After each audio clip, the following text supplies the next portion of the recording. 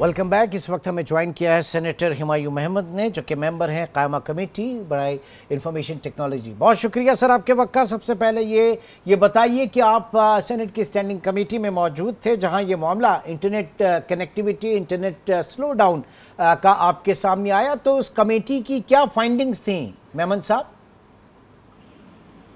बिस्मिल्लाहिर्रहमानिर्रहीम, इय्याका नअबुदु व इय्याका नस्तईन। देखिए, इस तरह है कि उसमें जब ये सवाल उठा कि ये इंटरनेट कनेक्टिविटी का मसला आ रहा है, और इसके जो बेसिक जो सवाल उठा था इस बात से उठा था कि बहुत सारे ऐसे फ्रीलांसर्स हैं, बहुत सारे ऐसे इंडिविजुअल्स हैं जो अपने एक किस्म का वो इंटरनेट पे दिहाड़ी का काम करते हैं। मतलब लेट्स से ये जो आई ड्राइव वाले हैं, ये फूड पांडा वाले हैं, इस किस्म की और चीजें हो जाती हैं जो डिलीवरी वाली हो जाती है, ये सारी चीजें करते हैं।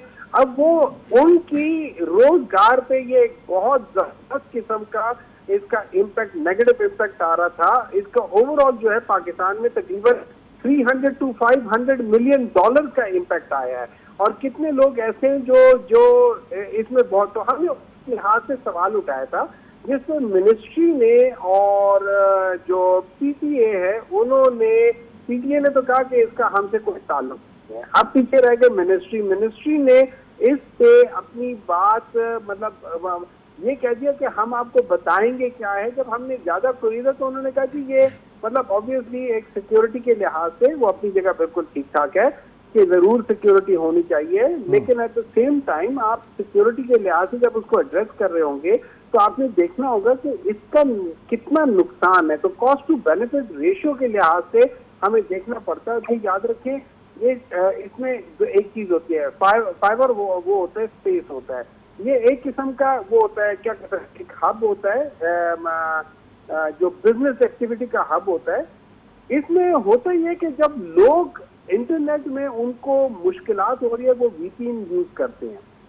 हाँ। और ज्यादातर लोग जो है ना वो वीपीएन जो है ना वो अनपेड यूज कर रहे हैं। तो उसका होता क्या है, वो कभी आपको इधर से कनेक्ट करता है, उधर से कनेक्ट करता है। तो वो जो फाइबर स्पेस है वो आपको सिक्योरिटी के लिहाज से आपको खत्म कर देता है, आपको हटा देता है, आपको ब्लॉक कर देता है। इससे कितने लोगों का जो कारोबार इंटरनेशनली था वो सारा खत्म हो गया। फिर कितने लोग और तो अब ये बताइएगा कि क्या अंडरटेकिंग दी गई है, ये मामला कब हल हो जाएगा?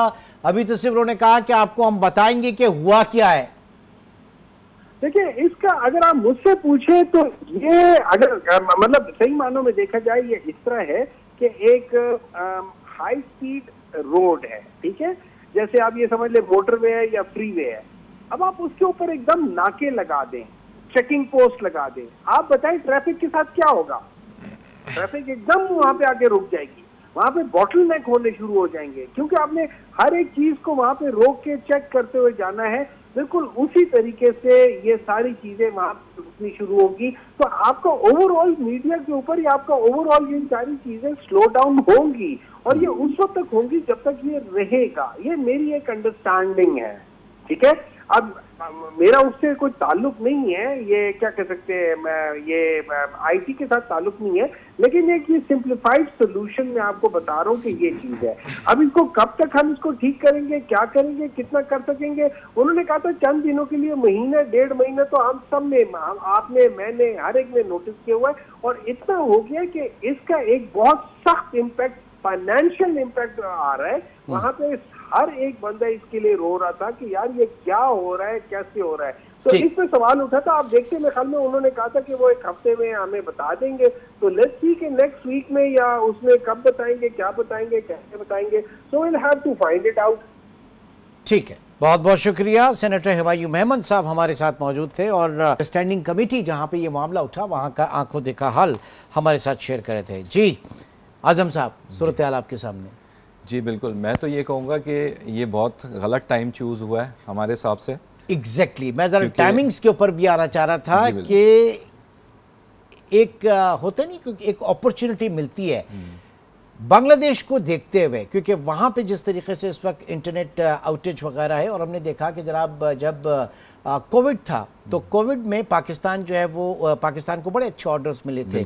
इसको ज़रा रेलिवेंट करें। जी बिल्कुल, टाइमिंग के हवाले से देखें, मैंने शुरू में आपसे ये बात की थी कि अगर हमारे साथ कोई शेड्यूल वगैरह शेयर कर दिए जाते या कोई जिस तरह से उन्होंने उसको रोल आउट प्लान था उनका, वो अगर हमारे साथ शेयर कर देते तो we could be in a better position कि हम उनको सजेशन दे सकते कि आप इस टाइमिंग में करें और इस टाइमिंग में ना करें।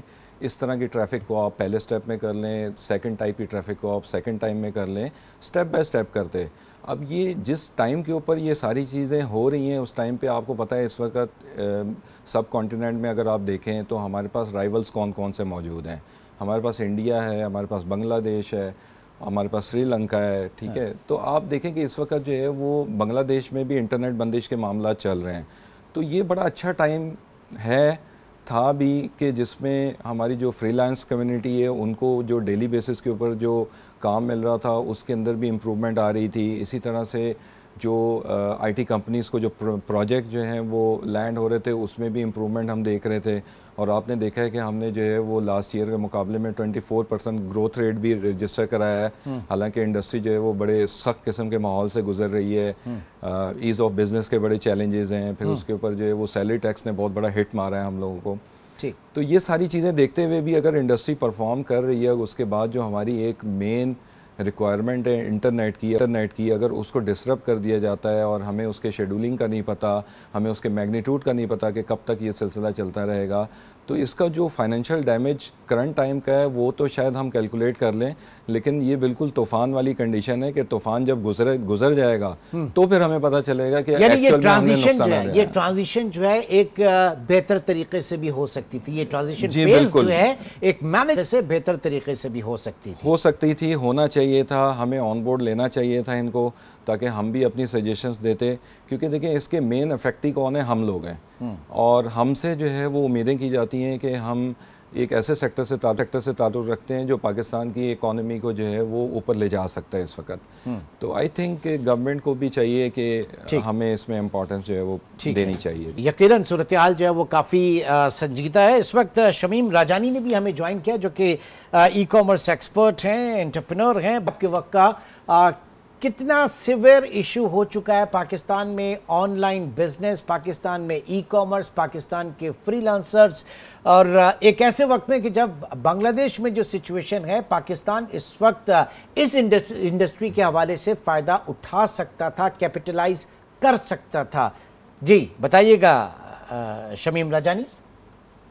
Thank you जी, बहुत शुक्रिया for having me on the show. Absolutely, I would agree with what Azam is saying कि इस वक्त जो है वो कैपिटलाइज किया जा सकता था, जबकि बांग्लादेश में जो है एक ड्रॉबैक हम देख रहे थे। We could have been able to as a nation be able to capitalize on this. लेकिन जो है unfortunately we are going through challenges ourselves. देखें, मैं आपको एक थोड़ा सा डिफरेंट पर्सपेक्टिव देना चाहती हूँ, इसका थोड़ा स्लाइटली डिफरेंट एक सोल्यूशन भी बताना चाहती हूँ, जिसपे हम काफ़ी अरसे से जो है गवर्नमेंट के साथ डिस्कशंस कर रहे हैं। अगर हो गया होता आज तो शायद हम इस सिचुएशन में ना होते। पर्सपेक्टिव ये है कि जो आज़म ने बताया उसको टॉप अप करते हुए कि जो डिफरेंट कंट्रीज़ हैं जहाँ पे हम कहते हैं कि यार और कंट्रीज़ में भी तो फायरवॉल्स होते हैं, वहाँ पे क्यों नहीं इस तरह की डिस्ट्रप्शंस आती। तो जो कंट्रीज़ लाइक चाइना है, नॉर्थ कोरिया है, रशिया, ईरान है, उन्होंने जो टेक्नोलॉजीज़ अडेप्ट की हुई हैं या जो टेक्नोलॉजीज़ वहाँ पे हैं, वो obviously they are basically doing this to have peace and harmony in the country. Pakistan में क्या चैलेंजेस हैं? हम जिस टेक्नोलॉजी को पाकिस्तान में अडेप्ट करने की कोशिश कर रहे हैं to bring peace and harmony and to have some control in the country in terms of how communication और how information flows within the country, हमारा जो अपना एक इंफ्रास्ट्रक्चर और जो टेक्निकल चैलेंजेस हैं वो उसको मैच नहीं करते। हमारे पास इंफ्रास्ट्रक्चर की बहुत मेजर इश्यूज हैं। तो अगर आप कोई भी अच्छी टेक्नोलॉजी पाकिस्तान लेकर आते हैं और आप समझते हैं कि अगर ये किसी नेबरिंग कंट्री में बहुत अच्छा काम कर रही है तो पाकिस्तान में भी बहुत अच्छे से काम करेगी, तो नहीं, वो लोकल चैलेंजेस और इंफ्रास्ट्रक्चर की चैलेंजेस को मैच नहीं करती।